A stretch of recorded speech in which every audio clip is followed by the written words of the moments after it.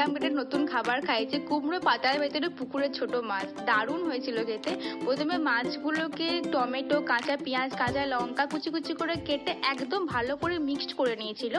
তারপরে কুমড়ো পাতা নিয়েছিল, কুমড়ো পাতা নিয়ে ওর মধ্যে মাছগুলোকে দিয়ে একটু কাঁচা তেল হালকা মতন দিয়ে, কাঁচা লঙ্কা দিয়ে এরপরে পাতাটাকে ভালোভাবে একদমই খুব ভালোভাবে মুড়তে হয়েছিল যাতে একদমই খুলে না যায়।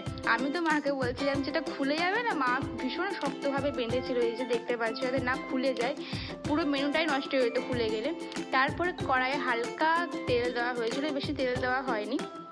তারপরে তেল দেওয়ার পরে ওই কুমড়ো পাতাগুলোকে একটা কি দুটো করে দেওয়া হয়েছিল, কিন্তু ভীষণ ভালোভাবে করতে হবে, অনেকক্ষণ ধরে এটা একদম পাতাটা কালো হয়ে যাবে, অনেক কড়াভাবে ভাজতে হয়েছিল।